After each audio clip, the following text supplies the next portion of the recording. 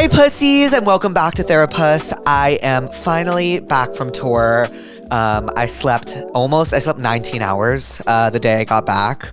So I definitely needed the rest. I was exhausted, but that was just the first leg of Live with Jake Shane.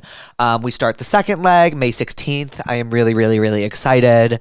But yeah, I definitely missed my bed and I missed my roommates and everyone here. But I had so much fucking fun on tour. Like, I really, really learned how to like balance stuff on the road, and I worked out. Like, I feel like I handled myself better. This week's Therapuss is with Kaitlyn Dever. She is in one of my favorite TV shows of all time, Dopesick. More recently, she was Belle Gibson in Apple Cider Vinegar, which is about a real person, Belle Gibson, and she basically pretended that she cured her terminal brain cancer through like healthy eating, and it was a crazy story. And she's from Australia, but yeah, that's what Apple Cider Vinegar is about. So Kaitlyn Dever plays this con woman, Belle Gibson, and like through her lies and eventually being found out, and it's fascinating. She's also recently announced that she's going to be in season 2 of The Last of Us, which is one of my favorite shows as well. I just think she's so talented, and I'm so happy I got to talk with her. I think she's so fucking cool and like so humble and like awesome. She's great, and I'm really excited for you guys to get to know her if you don't already. To see if I'm coming to a city near you, go to passthatpuss.com and click Live with Jake Shane. And to submit a Tell Me What's Wrong, go to passthatpuss.com, click Tell Me What's Wrong, and tell me what's wrong. Submit a name and number if you're feeling fancy. Enjoy the episode. I love you, pussies. Hi, pussies. Welcome back to Therapuss. Today we have one of my favorite actresses. I fell in love with her in Booksmart and Dopesick, but I recently got to see her shine in Apple Cider Vinegar. She has also recently announced that she is going to be in the new season of The Last of Us.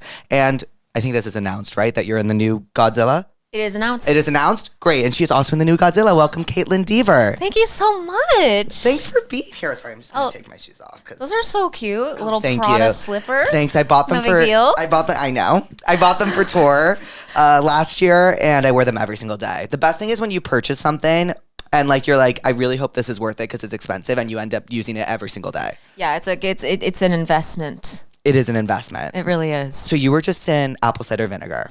Yes. Which I recently just started. Great. It's the craziest story of all time. It really is. It's a little bit, it's really such a whirlwind kind of story. And it's based off a true story, right? Yes. Yes. Well, so yes, it is it is a true story. We're kind of saying it's a true story based on a lie, is what they, how they started off every episode. But it really, I really felt like a lot of freedom in taking on the role, because the writer creator Sam Strauss was so adamant about creating our own version of Belle Gibson. Right. So I didn't feel like so much pressure to like, because I don't even think we will ever really know who the real Belle Gibson is. Right. But she really did do that. She really did. Has she said anything about the show? No. She hasn't reached out or? No. I know nothing about where she is. I know nothing. That's crazy. Yeah, I never talked to her before. I was even just for the first time, because on Netflix, I was like, okay, I got to watch something other than Gilmore Girls on Netflix. Yeah. So I looked at like the top, and I know our show was up in the top 10 for a while. I think it still might be, but like now the docuseries that they made on Belle Gibson in 2023 is like global top 3 on Netflix, and I started watching that for the first time. I knew it existed when I was doing the show, but like I was like, I don't need to do research on this anymore, but I'm actually just like fascinated on what this is. I never watched it before. Oh my god, wait, no way. Yeah, I just didn't want to be too tied to her like mannerisms and everything. I mean, I was only really pulling from that pink turtleneck 60-minute interview that she did. I don't know if you watched that. I reenacted it in the show.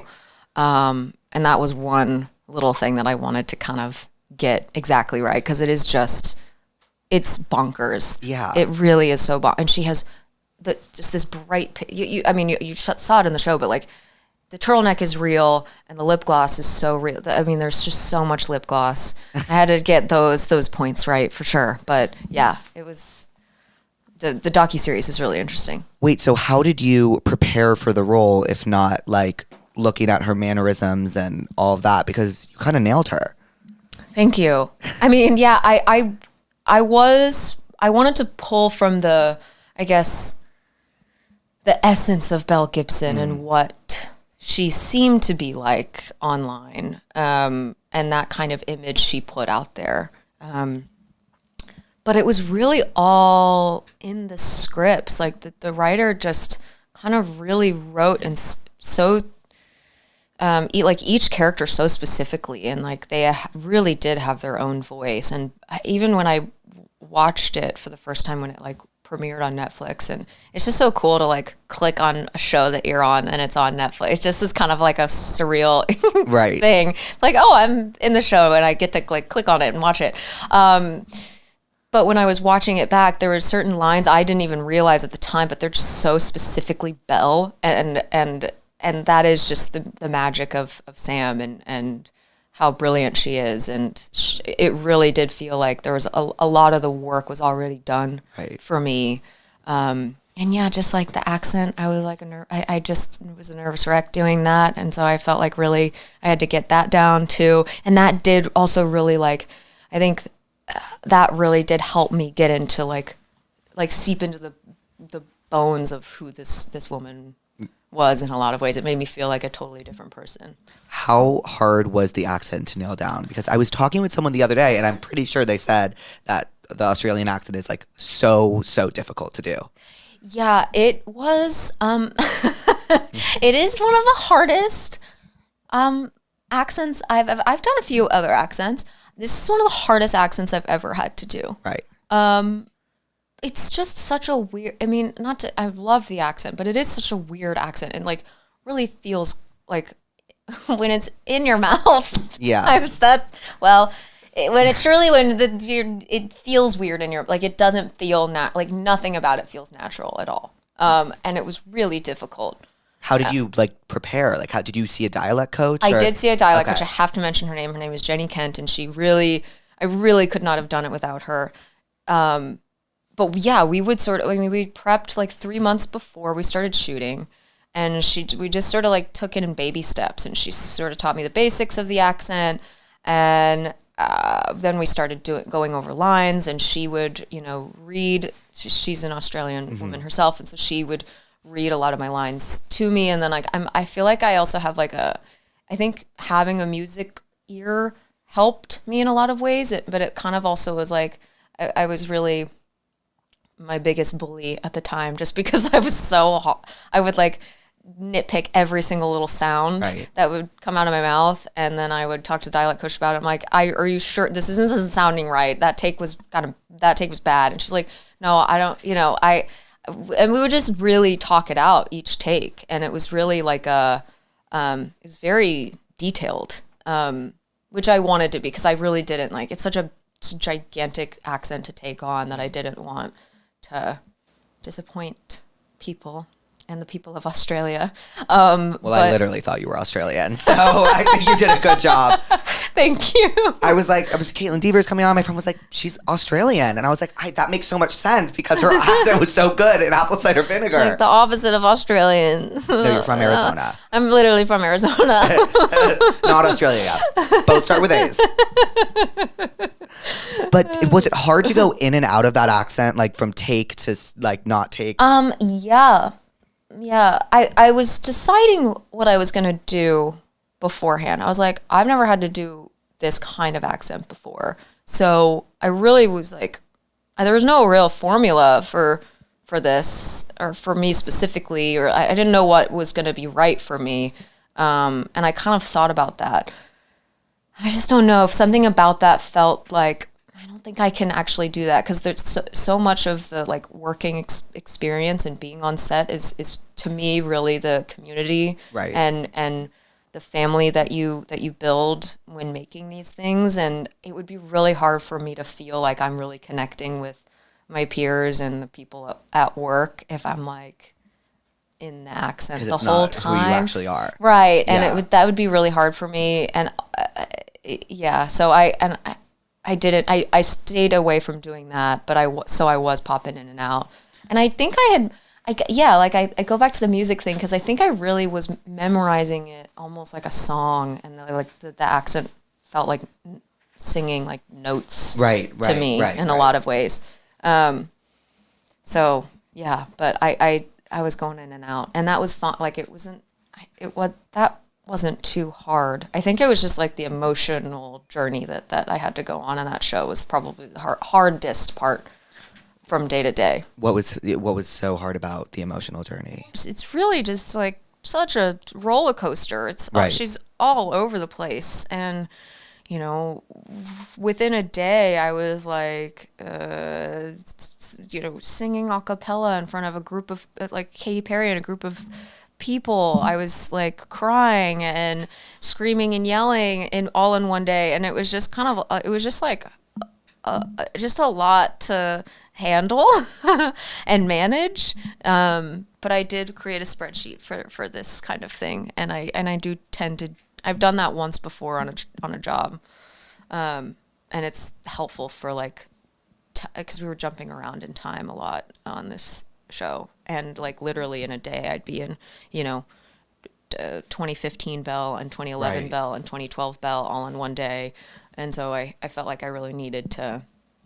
And there was also like, I don't know if you noticed my different teeth in the show. Yeah, I had different teeth, so like I was popping different fake teeth in and out Did she all day long? So, but what the spreadsheet? What does that spreadsheet look like? Like, how does that help you manage? So the spreadsheets. First of all, I did not create that Google Doc. My sister definitely helped me. Yeah, Maddie, thank you so much. I am not, for some reason, out of my like the three of us, I have two sisters, and like I have no skills there. I have no skills in organization. I want to be organized, and I'm organized a little bit up here, but in terms of like laying that down or working it on a computer, that's never going to happen. But like, but you can like memorize lines, you know? I can, and that's about all I can manage. That's about all I can do. But no, she helped me. We got on FaceTime while I was in Australia. I was like, I gotta reel it in here. This is a lot. And so I would take it like episode by episode, and like each scene I would write, okay, this scene is set in 2011. Okay, this scene is set in 2015. She just had her miscarriage. Okay, and then the scene before that, like I would make those sort of notes, and then I would also leave a like an open space for what I actually ended up, because I have a plan for what I'm going to do, but sometimes that plan changes. Like, you know, if the director or writer wants to do something different, or your fellow, you know, scene partner wants to do something different. And so then I would write down what changes were made, just so that I could keep track of where I was and where I should go. You know, it was just a way of like making sure I was like in control of everything. Yeah. No, but it makes sense. Was there like a year specifically in the story that was like the hardest to switch back and forth from? There was Ringworm Bell, where I had to have like ringworm all over my face for a while. I mean, it was all, I think probably like, no, I mean, all of it was relatively like all like challenging. It was like each year was kind of challenging for certain reasons and different reasons. I don't know. I think jumping back, just the nature of jumping back and forth was a tiny bit difficult, but I think it was more about it, like I would take it scene by scene, because sometimes I really think of her as like a chameleon and kind of an actor, honestly, and she would kind of transform herself around different people, and so that's what I really wanted to make sure I was achieving, was just just how she was really a shapeshifter in many ways around different people to really get what she wanted. You also, like, the roles I've seen you in are all like so incredibly different. So like I am really, like, speaking of shapeshifting, like curious to hear about like, what is your normal prep for a role like? Really? Okay, well, I mean, it definitely changes. It changes a lot. Like I really, and I think it's important for me to to keep it open and to be flexible, because I also think that I tend to mold to whatever the certain director likes to do, whether it's like I work with a director that doesn't like to rehearse, and then I work with another director who does like to rehearse. Did I already say does, or did I say doesn't? Doesn't. And, okay, right. But yeah, for Booksmart, it felt like the real sort of character work I had to do there was just like getting to know Beanie and living with her and eating pancakes with her and just making sure we were on top of our lines, because Amy really felt like very similar to me in a lot of ways. So it didn't feel like such a jump, and it was really about like the main character of that story is their friendship. Yeah. But yeah, for Dopesick, that was the other project that I did do a spreadsheet for, because again, that was like jumping all over the place that was really, we were doing like scenes from episode 8 and episode 1 all in one day sometimes. Yeah, it was really, and we would like switch because we'd have different directors for each episode. So like after we'd like have one director before lunch and then have a different director after lunch. Wait, what? Is that how it works in television? Sometimes you like when you're shooting like a show like that, sometimes it does. But like for Apple Cider Vinegar, we had one director for the whole 6 episodes. But yeah, for something like Dopesick, we had like, 3 different directors for all 8. I think there were 8 episodes. How do you like switch your mindset from? Remind me. I watched Dopesick when it came out. What was your character's name in it again? Betsy. How were you episode 1 Betsy and then episode 8 Betsy in the same day? Because as for those who don't know, the character takes a very intense journey throughout the show. It was really bangs, no bangs, really. Right. Yeah. No, it's much darker than that. I think it was, I wanted to keep track of the time, but also the withdrawals that she was going through. So sometimes she was like doing a lot better and she was on the up, and then she'd have a relapse and the withdrawals were really intense again. So I felt like I really needed to keep track of that. And, but yeah, a lot of it was like, oh, this is Bang Betsy, and then this is no Bangs Betsy. Yeah. What was it like working with Michael Keaton? I love that. I love him. He's honestly like, he has been and always like just been one of my favorite actors ever. I think he's he's done so much work, but I also feel like we haven't gotten enough of Michael Keaton. Agreed. But I think that like, that's why we love him so much. I think he does this like amazing movie and then he kind of like tucks away again. And there's something that I feel like, I don't know, I really admire that about him. Did you ever see the movie Jack Frost? Okay, no. And I feel like that's crazy of me because I feel like everybody's seen Jack Frost. Yeah. What's Jack Frost about again? I don't know. He like turns into a snowman. He's like man turned to snowman. Is it a Disney one?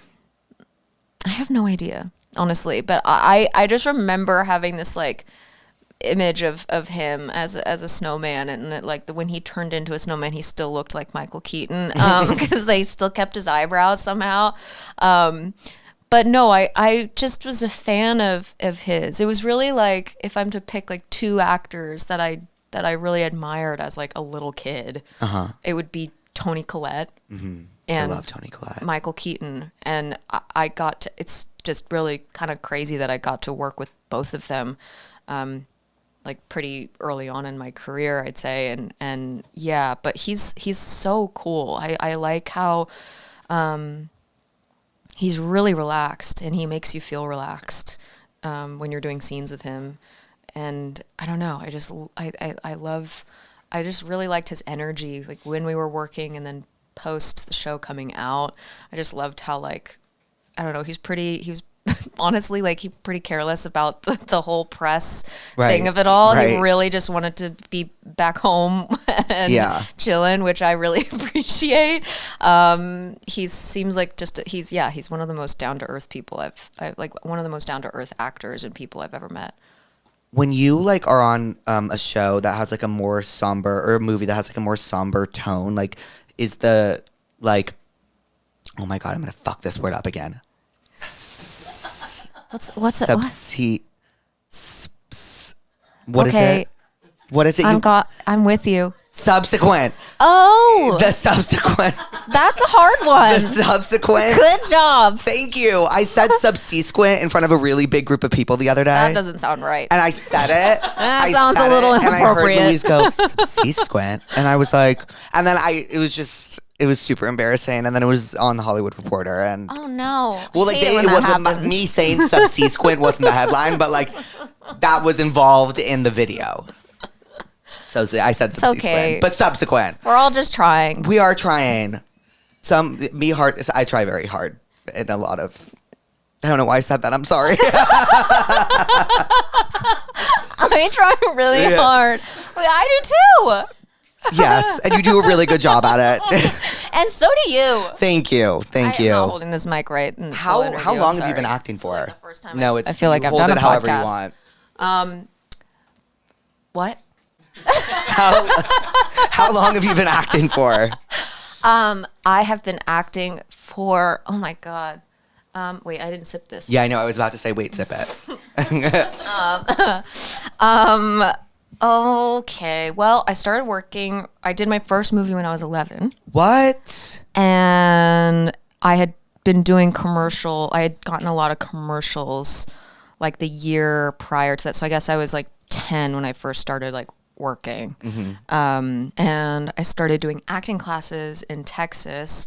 So I said I was from Arizona, but I moved to Texas when I was a baby. So I really don't consider Arizona my hometown in any sort of way, or like where I grew up. Like Dallas, Texas is really kind of where I'm going there next week or this week for my show of my tour for my first. Oh my God! No way. Do you have any recommendations? No, just because I was a child. Totally. And I don't remember a lot. I remember my trampoline. I remember all of the childhood core memories, the snow and all of that. So I don't have any recommendations. Snow? I'm so sorry. It snows there. Oh. Yeah. I did not know that. No one knows that. It's weird. Like it gets really cold in Texas. There's a real season change. It's because it's so big, Texas. I know. It really isn't. Texas like the size of whatever. You moved to Dallas from Arizona. Well, moved to Texas when I was just under 2. Both my parents were figure skaters. I have to segue into this really quick because I just love their little story. My parents were figure skaters, and then my dad randomly got the job for to be the new voice of Barney the dinosaur. And yeah, it's a little fun fact about my life. No way. Yeah. Was it when Selena and Demi were on? I think he remembers going to like a table read or something with the two of them. It was like so early on that I don't know if he remembers, but I think he's yeah. Yeah. But yeah, and so that's what moved us to, because they do their production out there. Oh. And then I started doing acting classes when I was 9. And was that because you were like, I want to act, or was it just like an afternoon activity that your parents were like? It was really, I had to really beg my parents. Oh, really? I just had like such an urge all the time to like perform and mimic people, and I don't know. I just really, I just had like a fascination with it, and I really wanted to be like Christy Carlson Romano, from Even Stevens, or That's So Raven, or Lizzie McGuire, like those girls. I just wanted to like be on Disney Channel, and I kind of thought that you could just like be on Disney Channel, but that you can't. That's not how it works. Yeah. I auditioned many times, but what'd you audition they didn't for? Let me in. What did I audition for? There was I think, honestly, it was I don't even know if I'm allowed to say this, but it was like a show that then Ant Farm was supposed to, like, they took, like, there was a show that they were going to make, and it was the cast of Ant Farm. And then it became Ant Farm. Yes, but it was not Ant Farm when I auditioned for it. It was like a completely different show, and they did the pilot, and it did not get picked up. And then they just took that cast and made a new show. Lore. Oh my God. Yeah. I did I did other after school activities like ballet and dance and soccer, and I did figure skate also. I did compete because of my parents, and I just really didn't enjoy it as much as I enjoyed like performing, like putting on plays with my sisters. My dad literally like built us a little stage. That's really sweet. Yeah. It was really cute, like a tiny, like a really like elaborate, like we had like curtains and everything. No way. Like, yeah. What plays did you guys put on? We would make up our own. Are both your sisters actors as well? No, they definitely want to be in the film industry, I think, for sure. My middle sister is an amazing screenwriter, and then my littlest sister, by the way, when I told her, I was like going down the I was not fully aware of your podcast. I'm just not with it. And what's hip, and you're so hip. Oh, thank you. And my sister turned red when she found out that she was like, no, you're not. She was freaking out. Jane, shout out to Jane. She was so excited that I was going to be on your podcast. But yeah, she wants to be, and like, she's actually helping me get styled right now, and picking out clothes for me. You look amazing. She makes her own clothes. She's amazing. She's an amazing woman. How old are your sisters? Jane is about to be 21. Maddie is 26. I always have to figure that out because I'm 28, and we're just under 2 years apart. Right. Anyway, the stage. Back to the stage. So you guys would write your own plays. We would put on our own plays, and I really loved like performing with them, and I just loved like, I don't know, I loved singing and kind of making a fool of myself all the time, embarrassing myself. And I really, I really wanted, I knew acting was like a thing that you could do. And it's crazy to think back on, being that young and knowing that this is what I want to do. Right. Because that does not, I realize how rare that is, and that doesn't happen for everybody. And I really can't explain why I wanted to do it. But my mom, when she actually told me this like 4 or 5 years ago. She was like, because she said I used to stare at people like when I was little, and she almost like, it got so bad at a point where she was like, I feel like I gotta like tell her, no, she can't be doing that because that's a little bit. She was like, this is really becoming like a consistent thing. And then she told me that I realized you were probably doing, I didn't ever stop you because I realized you were probably doing it for a reason, which really is like, so I think is so beautiful. But also, yeah, I really did, I was fascinated by like people's mannerisms and the way people walked and the way people sounded. And I would make fun of my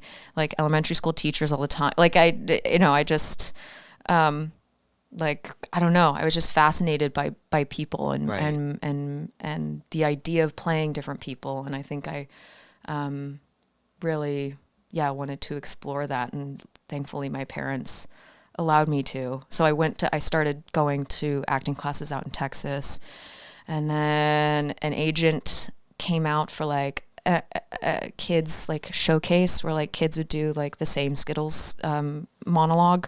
And one of Skittles them, monologue. Skittles monologue. I can't remember it or recite it. There was something about like, taste the rainbow. Yeah. Like there was just a monologue that I had to do in front of these people, and one of them was, shout out to Cindy Osbrink.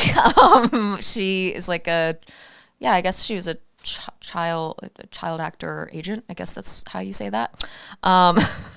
And she still has her agency open. But yeah, I signed with her because she was like, oh, you should come out and try like auditioning. And my mom always told me like, I didn't ever want you to like turn 18. It was really sweet. Like I didn't ever want you to like turn 18 and like be upset with me that I didn't at least give you a chance or right. like take you out and at least give you the opportunity. But my parents both were very much so like very realistic, I guess, in their approach with the whole thing. They were like, listen, we're going to let you do this. We'll go out for like 2 months and stay in LA temporarily. But like, this is going to be really, really, really hard. And you're going to get told no a lot. And I think that always I don't know, that helped me kind of, they're honestly, my mom was also pretty negative. She's like very negative. I always just like assume the worst. Right. That's kind of what, like that's what my mom was like as a kid as well. Like when I auditioned for the school play, she was like, you're going to be an extra. And it's like, but it really sets you helps. up. It sets the bar. It really does. I'd rather not be disappointed. Yeah. You know, I'd rather not. I always love that style of parenting. I do. It really was great for me. Like I constantly assumed the worst. Yeah, I do. I still do. Yeah, I think even when I'm a week into a job, I'm like, I could get fired. And then even then, once the movie's finished, I could get cut out of that movie. Oh, okay, because you have to think about that as an actor, right? You're like, they could literally cut me on the cutting room floor. Yeah. That's crazy. Yes. Even after you're announced and stuff, they could be like, oh, we don't like this and cut the scenes. Yes. That's crazy. Has that ever happened to you? No. Well, knock on wood, but it could happen, and I'm okay with like that. I'm ready for it, and you have to be. Did you end up get told? Did you end up what? I'm literally having a stroke today. Did you get told a lot of times when you first went out there? Did I just say that wrong? No, it's perfect. You're perfect. I did get told no so much. So many no's. So many no's. Was there one no in particular that was like the most devastating? I've never said this publicly. I'm so excited. I want to know what it is. I'm ready to say it. I'm ready to just let it out there. I got really close to doing True Grit. No way. But I love Haley. Haley's a really, really good friend of mine, actually. I think I was like too young. I was a baby. But how young was Haley when she played that role? I think she just like, I was like a little. I looked like 6 when I was 13. Mm-hmm. I think that was the issue. I think that character has to be like has to have like a certain energy, and she killed it. I loved that. She was amazing in that movie, but I wasn't necessarily devastated. Like it was, I never got like too attached to things. Growing up, like even now, I don't get super attached to stuff. I just, again, it's like that realistic mindset that I have. I'm like, okay, well, I go into an audition knowing that like there's so many other people that are auditioning, and like I really do have like it is what it is mentality, which I think is healthy. Yeah, that is very healthy, right? Yeah, I think so. I think so too. I don't have that, but I know that is healthy. But I have never walked into a room thinking like I'm getting this. It doesn't. I don't feel like for me that's not like helpful. I just like there are certain things that I did really want, but even when I found out that I didn't get the things that I wanted, I was like, okay, like the person who got it was meant to get it, and I'm okay, like that's okay, and like there's always going to be another thing. So I don't get like too.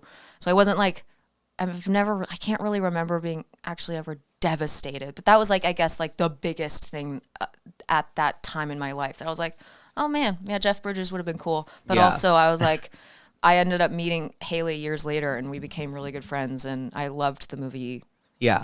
So it's just like, well, everything happens for a reason. Yeah, as well. and then you sort of look at your trajectory and you go, oh wow, I wouldn't have done this, and this had I done that. Like, well, you wouldn't have known Haley had you probably, right? Yeah, because that was her. Yes. That was her break. Yeah, true. It's very true. So, yeah, I don't think I would have done. I think like I realized it would have like timing of Short Term 12 coming out and Justified. I just wouldn't have done those shows because I would have been, it's just wild to think about that. Sliding Doors. Do you like that movie? Yeah. I love that movie. It's so good. I love Sliding Doors. I think I spoke about it here the other day. Did I? I did. Oh, wow. Wow.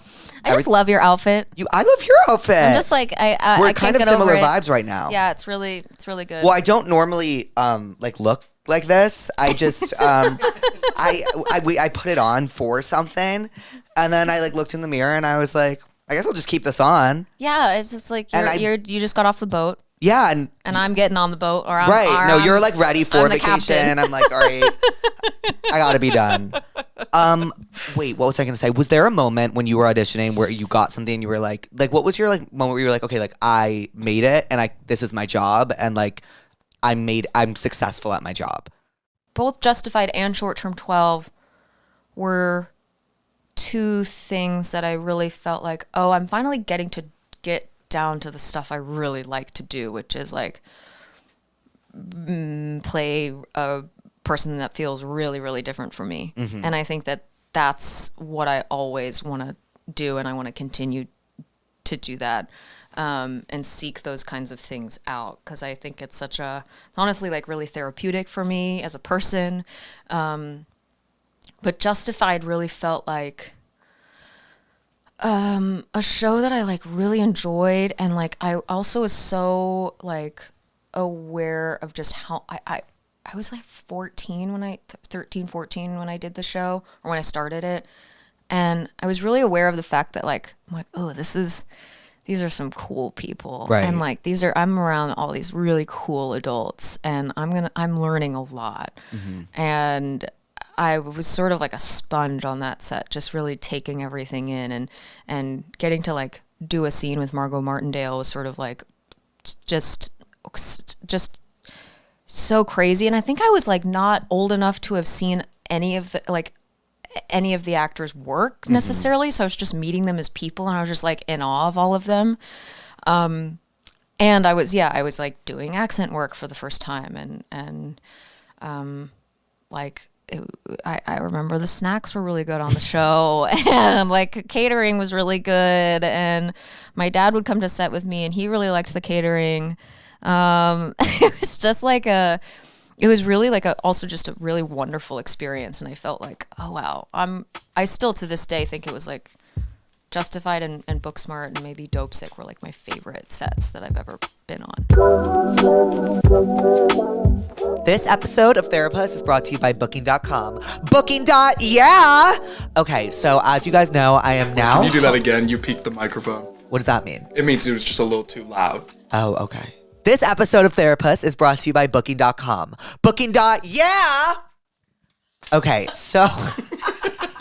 You guys, I am finally home in Los Angeles, but I would not be here if it wasn't for Booking.com. I swear to God. For my last show in Indiana, I know I needed to stay at an airport hotel because our flight was at 7 in the morning. So I went to Booking.com and I looked up hotels near the airport. It was easy. The hotel had a shuttle that could take us to the airport, or we could call a car if we needed it. But regardless, it was literally so close to the airport, and it got me there to my flight early in the morning. Once again, we obviously didn't have the hotel booked until the day before, so we went. I mean, we just don't need to at this rate, because we go on Booking.com, we type in what we need, and there's always something. We type in our criteria, so whether we want a terrace, whether we want a bath, a shower, like what we need, and it will show us exactly what we want. Obviously, for me, walking distance to everything is super important because I don't drive. Booking.com really, really saved us this tour. Like, we would literally show up in a city and be like, where are we staying?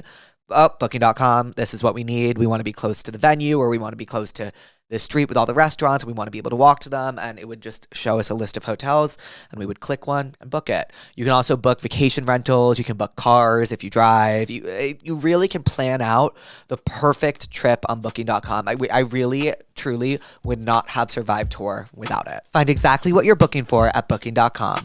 Booking.yeah!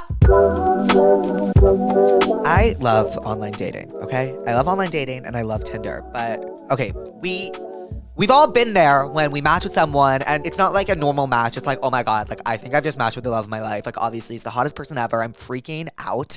I don't know what to do. And you actually start to like, it's like you're at a bar. Like you don't know what to say to them. And you ask all your friends and they don't know what to say and everyone's giving you a different answer and you just don't know what to do. Well, Tinder gets it. That's why they dropped the AI-powered feature, the Game Game, and it drops you into unexpected, flirtatious scenarios to see how you would react. And you essentially talk with this AI like you are speaking to a potential suitor, and you go back and forth with it to practice your answers. You'll face like different flirty situations and drop your best like responses, and the AI will rate your game essentially. And not in a brutal way. This is all about fun, low pressure practice, okay? It's kind of like making out with your pillow to practice how to kiss someone, except you're talking to an AI to practice sliding into someone's message on Tinder. It basically is just giving you a chance to see what works, tweak your approach, and level up your flirting skills, which I definitely need. I'm the worst flirter in the world. And this isn't like just a normal like AI where you're chat and response. Like it's a game. Like it gamifies flirting. So it's like you're playing a game and it makes it more fun and enjoyable. And it gives you like an end goal. Try it now on Tinder and see if you actually got game or need a little help. It starts with a swipe. Download Tinder today. And thank you, Tinder, for sponsoring tonight's episode. Oh my God, that was my question before I couldn't figure out how to say subsequent. When the Subsequent. Was Subsequent. when the material of the show is so heavy, does that like affect the set around it, or is like do people do like a good job at like kind of separating? I think at certain moments they definitely like you can feel the energy shift, and that is another like powerful thing about making movies and TV is that shift. What when you're actually like making it like in real time, people are like kind of still and respectful and like actually watching the scene play out in real time. I think that's a really cool experience. I don't know. I don't think it really changed the energy on set as a whole necessarily, but on something like that in particular, that job in particular, it was kind of wild to be doing those kinds of scenes, and it is a very, like, Betsy's storyline is very dark and so heartbreaking and sad. I had a lot of people coming up to me sharing their own stories with addiction and just telling me how grateful they are that this show is being put on a platform like Hulu, and the world like is really gonna see the injustice of this. And I think that was the coolest thing for me as an actor, to sort of have those like real in-person experiences with people I was actually making the show with. Right. It was like, whoa, this is a big deal. Yeah, it was a big deal. I remember watching that, and like that show, I mean, I knew about the opioid epidemic, but that show was very, like, for me, it was very educational on like how it went down and like what happened and how unjust the whole thing was. So me and my roommates loved that show. Like we really, I think that came out our 2022, right? Yeah. It was my senior year of college. Oh, wow. Yeah. Are you allowed to talk about this? You're in The Last of Us. Yes, I am. What was that experience like? I loved the first season. I really, it was such a cool experience. It really was. It was such a privilege to get to kind of step into this like new world that I that is so deeply loved by so many people who are fans of the game. And then there's like a whole group of people that are also just fans of the show who haven't played the game. So it really is it feels so massive. And that's the first time I've really ever done something like that. And to get to be a part of that is really cool. And my dad is a really big fan of the video game. Oh, really? Yeah, he loves the video game so much. So getting to like take on the role of Abby, he was like so stoked that I got this part. And yeah, I think it was a crazy, honestly, to be quite honest on this podcast here, it came into my life at a really crazy, really just insane time. I had lost my mom back in February of last year, and I was I like had already started prep on this show before my mom had passed, and then she passed away, and then I had to literally like go and shoot right after, and I was like, truly such a whirlwind.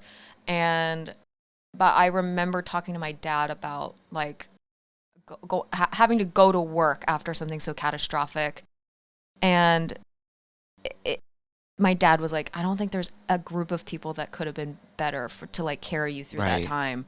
It truly was like, it really felt like I was being carried through in such a gentle and beautiful way. And I don't know what that would have been like had it been another job, truly. Like I loved that the group of people that I got to work with. Craig Mazin is amazing. Neil Druckmann is incredible. Bella is so sweet. And Pedro, I really, really connected with him in a really big way. He seems awesome. Yeah. He's everything you want him to be and more. I mean, truly, what a special human being. And The Last of Us coming out this spring. Yes, That was announced. April 13th. Okay. I'm like on edge here myself. I'm like, I don't know what I'm allowed to say, but it's coming out April 13th. Did you play the game to prep at all? I had already played the game. I think what was cool about kind of the Craig Mazin's and Neil Druckmann's approach was that they really want to capture the essence of the video game, but also I think that they weren't really concerned or worried about. I mean, their main concern was just capturing the essence and capturing the emotion of the characters, and I thought that was like a really cool way to do it, because there is one version where you're just like doing a carbon copy of the video game, but then like, why would you make the TV show then? Right. I feel like that TV show gave the game. I mean, I feel like fans of the game will say that it had so much depth already, but I really feel like that show gave it a lot of depth, especially in the, did you watch the first season? Yeah. Like the long time episode. Oh my God. Long time. That's number 4. That's the one with. That's the one with the Linda Ronstadt song, and oh my God, yes. I forget. I watched this a while ago, but it was the two guys. I forgot their names, but they were living. Marie Bartlett and Nick Offerman. Nick Offerman, and they were living together. That episode kills me. I know, it's so beautiful. To this day, it's so good. So yeah, I mean, there's so much. There's so much that the show really brings to the whole world of The Last of Us, I think. Oh my God, the show is so good. I'm so excited for the second season. Yeah, it's I'm getting so pumped up talking about it. I am so excited. But yeah, I didn't.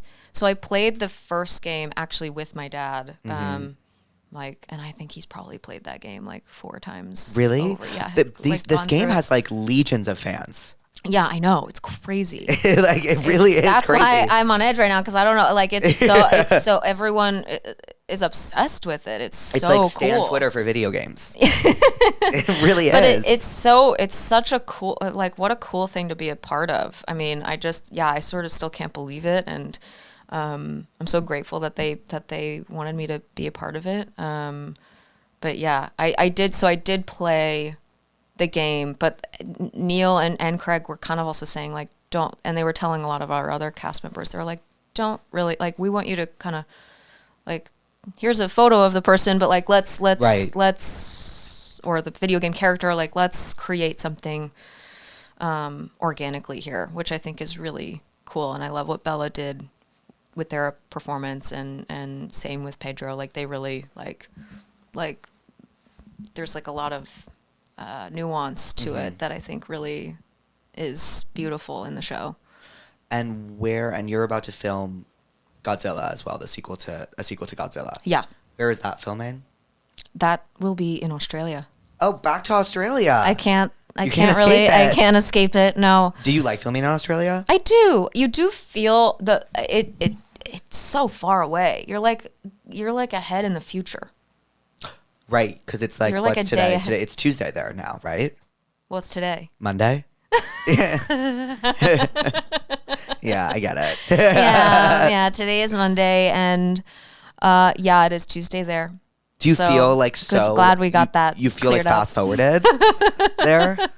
Yeah, you feel like it's because you're ahead in time. You're a whole day ahead, but also you're physically so far from. Like, right. California, like it's a long way home. Yeah. What's the food like there? Is the food good? The food's great. The weather was great. I think I shot Apple Cider Vinegar in Melbourne, which is very different from Queensland, which is where I'll be again for Godzilla. Queensland, I shot Ticket to Paradise, which is a. Wait, so you've like been to Australia? I've been. I was just there. For what? For press. For got it. Yeah, I go there a lot. I go there a lot. Do you what are you watching on TV right now? Okay, well, I was watching the Mel Gibson docuseries, so there's that. What else? I did just finish. I mean, this was pretty recent. I guess this is the most recent show that I've binged. Nobody Wants This. You know, I still haven't seen that. Oh my God. I know, and apparently it's amazing, and everyone loves it so much. It's just such a warm blanket of a show. It's so good. I need to see it. Yeah, it really is the kind of show that you just want to order some spaghetti and just cuddle up, and it's so wonderful. I love the entire cast. It's so good. I feel like for the first time in years, I feel like we're in like this binge culture now, especially with how Netflix rolls out shows and they do it all at once. Yeah. I feel like for the first time in years, I'm actually doing weekly. I'm like waiting weekly for episodes because White Lotus is out now. Oh, fun. And then there's a show called Paradise on Hulu that's it's very like government thriller dystopian. Ooh, fun. Yeah, I think it's just like it's fun to watch. And then what else is out there right now that I'm also watching? Oh, Severance. Do you watch Severance? I never watched Severance. You have to watch Severance. It really is like that good. I watched it. I think it came out the same year Dopesick came out. So I remember those being my two main shows of that year that I was amazing. like really, really into. They're on their 4th season now. Second. It took a really long time. I just recently saw on my Instagram that they were doing some sort of promotion in Grand for Central Station. Grand Central Station, and there's like a clear glass box that they all sat in for like hours. Yeah, I think that's so cool. That's really thinking cool outside promo. the box. Yeah, but in the box. But inside a box. But I think you would really like it. Okay. What else are you watching besides Nobody Wants This? Honestly, I tend to rewatch, or what I'm finding comforting right now in my life is just to watch things that I know are going to make me feel comfy. Gilmore Girls. I've seen When Harry Met Sally 1,000 times. I just play it before bed. I haven't really other than Nobody Wants This. It hasn't been anything new. And then what are you listening to right now? Ooh, what do I like right now that's current? Claro. I love Claro. SZA. I just actually got to go to the Super Bowl and see that performance that she did with Kendrick. Oh my God, it was so good. I had such a fun time, but I love SZA so much. Yeah, and Claro, did I already say Claro? Sabrina Carpenter, just... The girls. Yeah. I'm really in a pop phase right now. Me too. I'm in a pop phase and I'm listening to a lot of old Bon Iver and stuff. Oh, fun. Which is kind of random for me. But I am is this a new journey with Bon Iver? No, I was listening to what his first album was forever ago, right? Yes. I used to listen to that a lot in college, and then I don't know what happened, but I think I was super hungover and rediscovered it while I was hungover, and it just makes me feel like the main character in my show, you know? Yeah, I get that. Another one that you said Bon Iver. I think you'd like. Do you know Ethan Gruska at all? No. Oh, he's so good, and he has produced. Folky? Yeah, he actually. I think he produced Remy Wolf's recent album. Ooh, that was a great album. I think I don't want to. I think that's right, but he actually did a collab with Remy Wolf too, and he's an amazing musician, and he has his own solo stuff that he does, and he's incredible. I just have to give a shout out to him because he's amazing. And then what was the other one I was going to think of? What was I thinking? Oh, this is one that I wanted to mention. McGee. I love McGee. Oh my Louise loves McGee too. Did you see McGee's SNL performance? Actually, yes. It was. I remember seeing him perform on some TV thing. It was definitely SNL. Have you seen the Are You Looking Up YouTube music? No. The YouTube music video? Have you seen that? I've never seen it. Oh God, I'll have to send it to you because he's about to pop I'm gonna off. get your number after this. Yes, yeah. But if that's okay. Yeah, but yes. But it's so good. I'm obsessed with McGee right now. That's my biggest obsession. I'm glad I remember that. I'm obsessed. I'm really excited to watch the YouTube video. I'm gonna send it to you. The YouTube please. Music video. Yep. Okay, what are you therapist about today? I got it. A lot of mechanical things were going wrong. Ooh, that would drive me up a wall. Call boxes getting into buildings. Yeah.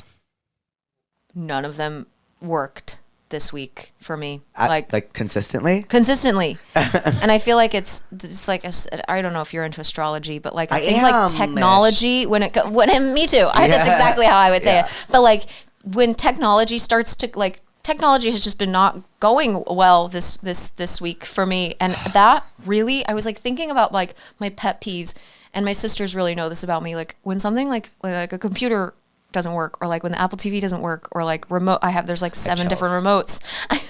No, I'm not kidding. I am getting like angry. Like when technology doesn't work for me, it makes me so fucking angry. Oh my God. And then like when I'm at my parents' house, like my dad gets like, I'm just like, I get mad at my dad for no reason. Like he doesn't know how, I don't know. It just really makes me irrational and angry. And that happened a lot this week. So I guess I'll say that. Yeah. Well, that's a great one. Right. You know, I'm honestly not angry about much today. I feel like I've been in a great mood. Do you disagree? Yeah, it's been great. You've been lovely. I'm great. I was watching, what was I watching this morning? I was watching the new White Lotus. Do you watch White Lotus? I saw the first season. I saw the first. I never saw the second. Oh my God, wait, I thought right now was the second season. No, this is the third. Right. I saw both seasons. Oh, you saw both. Because everyone thinks it's so weird that I never saw the second season. I just like gave up on it. But they played the second season's theme song at like the music festival I was at this weekend. And it was so... It's such a good theme song. Lit. Like, it was so fun. Was it so lit? It was so awesome. Like, it was just like, oh my God, it was the most fun ever. So I guess I'm like pretty Therapuss today. Okay. That's amazing. Did your sister tell you about the Tell Me What's Wrongs? No. Okay. So the pussies write in and they tell us what's wrong and we like prescribe them a remedy. So like that can be anything. Like a show, a song, the McGee YouTube special. Right. Yeah, okay. Anything. Gilmore Girls. Okay. My best friend has ADHD, has been overstimulating me so much recently, but when I tell her she is stressing me out, she gets mad. Help. I like don't know how to help you there, honestly. Not to be like, I'm sorry. Like, if is that like we're moving on? Well, because my thing is, I feel like we have to give them a chance. Her friend is mad at her because she's, but you're doing the right things. You're being transparent and honest and telling your friend she's pissing you off, and you're writing into Therapuss, and like you're like acknowledging your feelings. Like that's like a your friend problem, not a you problem. That's a your friend problem, unfortunately, and they can't control that. Like there's only so much you can do there. I overstimulate my friends all the time, and they're like, stop. And I'll stop. Or they overstimulate me and I'll be like, stop, and they stop. But if that person is getting overstimulated, that's a situation that you can't really do much about. I don't think I can prescribe that. You can be there for them. Yeah. No, but you can if they're annoying you. Well, Tuna, you have to protect yourself. Yeah. You have to protect yourself, and then you have to know your boundaries. Yeah, you got a PYP, protect your peace. Oh, I like that. But you know what? You know what the conjugated one of that is? POP, protect our peace. Oh my God. That's what me and my friend Peyton came up with recently. We're popping. So like That's so nice. Yeah, we need a pop or a pimp. Plug in my phone. Okay, this is all going so fast. No, I know. I start to speed up during this round because I get really excited. Okay, next. I'm having a problem in college that every time I get high, I get the serious ick from my friends. That is horrible. So when they get high, they're like, I hate my friends. Whoa. Okay. They're new friends because I've only been in college for 3 months, but it literally makes me not want to be friends with them because I get such bad secondhand embarrassment, my friend. Sorry, that was so mean. What do I do to stop it, but I'm not willing to stop smoking? Well, I would say, do you smoke ever? On occasion. I quit. I used to do it, like back in the day, like I probably would have been high for this podcast. Oh, wow. No, like it was intense. I would not be able to hold a podcast. Oh, I was able to like Kaitlyn is work out. gone. Like I could have done anything high. Oh my God. The world was my oyster. Wow. Until it wasn't. Again, that's their problem. Also, like sometimes the pussies like do leave out details for us. Like there's crucial details. Like why are you getting secondhand embarrassment from your friends while you're high? Like maybe they're not like acting. They don't like the way they're acting while they're high. But I will say also, you didn't go to college, did you? No. Okay, so as someone who went to college, those friends you make in the first 3 months, like while some of them might stay forever, we can be realistic here. Like most of them are not forever. Okay. Like they're not. Like about to go through 4 years of your life in this place, and you're about to meet so many new people, and people are going to come in and out, and you're in the dorms, and like, you know. Yeah, they're new friends. You might get the ick. Like, you just have to expect the ick. I also like to say that me and my friend group like to say that we all have our fatal flaw. And if you can accept someone for their fatal flaw, then you can accept everything else. I love that. Yeah. Because that's really true. No one's perfect. No. Some people's fatal flaws are worse than others. They like to say that about me. But No. but it's okay. It's okay because once you accept it, you're good. And you're like, because once you accept someone's fatal flaw, like you can't complain about it anymore. You're like, oh, that's their fatal flaw. Like, you know, like, and then when you take that out of the equation, like, you're not complaining about much. And then friendship's awesome. Yeah, that's true. Is that a bad way to think about things? No, I well, you no. do? Yeah. I also. You first. Well, I feel like that's also really important, like in romantic relationships. Like you have to accept. I haven't gotten that far yet. Okay. But almost. But yes, continue. Okay.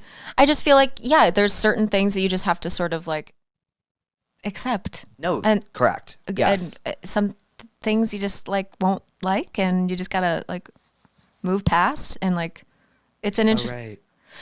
Wait, I'm like thinking about the people I speak to now, and I'm like, you're so right. Well, there's just like you're not perfect. No, I'm not perfect. I'm so not perfect, and like, why would I expect to be with a perfect, person? You know, I didn't know, and now I do. Really? Yeah. Well, but that's your perspective of your friendships, right? No, and yeah. So I guess I need to move different. it. What do you think my fatal flaw is, Louise? Oh, have you never discussed this? No, I know what all my friends say it is, but what do you think it is? Well, what all your friends say? I'm the worst listener on planet Earth. But like that manifests in very, very bad ways all the time because I don't listen. But let's talk about why. Why am I a bad listener? Yeah. Or that you're not a bad listener, but it's that maybe there's like No, well, they like to say I'm a narcissist. So that feels like a stretch. I mean, I just met you, but really? Wow, you're the second guest to tell me I'm not a narcissist, and I really, really appreciate that. You know? Yeah. She told me I wasn't a narcissist either.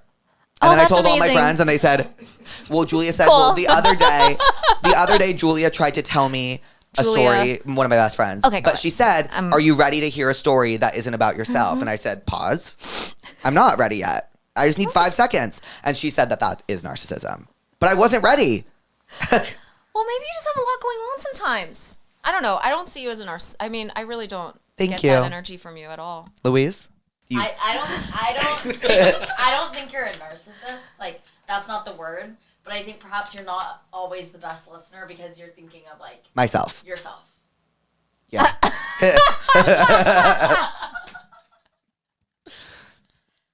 I am always thinking about myself. The guy I was talking to about I can't help it. I can't. I have a friend who cannot for the life of her stop spoiling everything. Like, she doesn't even think about it for a second, and she'll just blurt out what's in the next episode of Severance or Apple Cider Vinegar. And I just want to scream. How do I fix this? Okay, that's a little bit inconsiderate. That's narcissism. Well, is it? I don't know. Sometimes I like to throw out words. Like, that's gaslighting. that is. Oh, but the thing is, I believed you. I was like, is it? I feel like gaslighting is a big You know one what? that people. It's a big word, and like I didn't take it seriously until it started happening to me, and I was like, wait, I'm literally so gaslit right now. Okay. Have you ever been gaslit? Yeah. It's the most infuriating feeling in the entire world. Yeah, it's so annoying. So defeating. Yeah, it really is. But for your friend that's spoiling the shows, I just would no longer tell her what you're watching. This person has to say, like, listen, this is why I can't tell you so I'm not going to tell you what I'm watching anymore. And that person can decide if they're going to stop spoiling. And meanwhile, that person is POP, PIP, PYP. PYP. PTP. Protecting their peace. Yeah, they're doing that. What is the biggest spoil you've ever gotten for a show? Because I remember mine. Gossip Girl. They told you who Gossip Girl was? Yeah, my freaking sisters. That's evil. They didn't mean to. It was That not on ruins purpose. the entire show. That like actively ruined the entire show. Yeah. What season were you on? I was on like 3 or 4. No, that's diabolical. That's diabolical. One time what did someone spoil for me? Oh, I think it was like the end of season 3 of Succession or like, yeah, I know, Nolan. I know. Or it was, they spoiled, I think it was like the end of season 3 of Succession. And then they also spoiled season 2 of The White Lotus, what happened at the end. And then they also spoiled, this isn't all the same person, by the way. Oh, I was like, Jesus, this person's really spoiling everything. And then I was also spoiled, have you seen the OC? Yes, but I haven't seen the whole thing. Okay, well, someone passes, and that was definitely spoiled. Oh, that's the What You Say. Yes. Oh, yes. well, I've seen that because of, I've seen that. Okay, because well, of there was an SNL spoof of it, Yes, and so then I remember actually this. went back and watched. So I wasn't really that tapped into OC anyway, but we love Adam Brody. Is he in that? No, he's in the other one. No, he is in the OC. Right, he's in everything. He Okay. is in everything. I literally have the palate of a 5-year-old boy. I'm trying to go on dates with these men, but every time we go to a nice restaurant, I want to throw up. How do I culture myself? I actually have the best advice for this. I hated olives. Like, olives were my number one enemy. Like, the sight of them made me want to throw up, like a gag, like. I saw a photo of, I stalked you on Instagram. You had a dirty martini in your hand. Yes, because I realized that they are classy, chic, and wealthy. And I knew I needed to get behind this. And everybody was drinking them, and everyone was talking about how good dirty martinis are, and this, that, and the third. And I was like, I have to do this. I have to figure out how to do this. It must be done. And once you just pull the Band-Aid off, the first time you're like, ew. Second time, you're like, okay. And the third time, you'll actually enjoy them. You can't overdo it, though. Like, I had 6 or 7 the other night, and it really, like, I feel nauseous thinking about them now, but I really like olives now. I can really eat them. The same thing happened with me and as sushi as a kid. I hated sushi. I hated raw fish. I'm still there. You're still there? Yeah. You can do it. You just start with the vegetable rolls and you make your way to the fish. It's just the seaweed. I don't know if my tongue can. Oh, you don't like the texture? It's it's like literally the taste of seaweed that I don't like. Okay, so. I can do like, I've like baby stepped into sashimi. Yes, but that's all it takes. You start and then you keep going and going and going. I think that would be the advice here. But like also you need some vitamins from other things. You know? You do. You need a well-rounded diet. So look at it as a life upgrade. Yeah. And a necessity. A necessity. Fuck. No, I can't speak. I wasn't speaking. I just wanted to say it at the same time as you. Okay, yeah, necessity. Necessity. Yeah, I just feel like baby steps there. And also, I did the same thing with avocado. Me too. I hated avocado. And then I slowly, the pits you don't I like? started with guac and I just like went from there. And now guac is my favorite. I wouldn't say it's my favorite, but I do enjoy it. It's so good. But yeah, I wanted to be a part of the avocado club. Yeah, me too. I feel like these like niche foods always have clubs, except the one food I'll never, ever enjoy, and I'm putting it out there now, and if I do, like hell has frozen over, beets. I hate beets. Because they taste like the ground? I don't think I've ever even tasted one. So I what just don't like the makes look you... of it.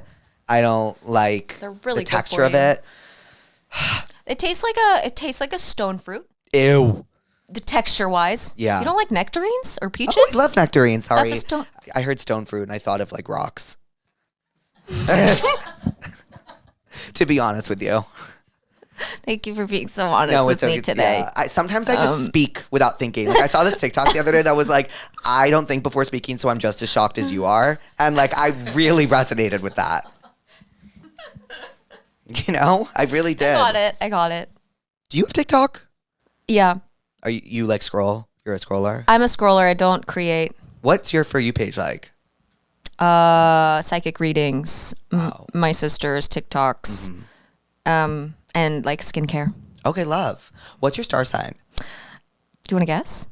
Yeah, I actually do. But you said you're ish, so I know that. Okay. Are you a Virgo?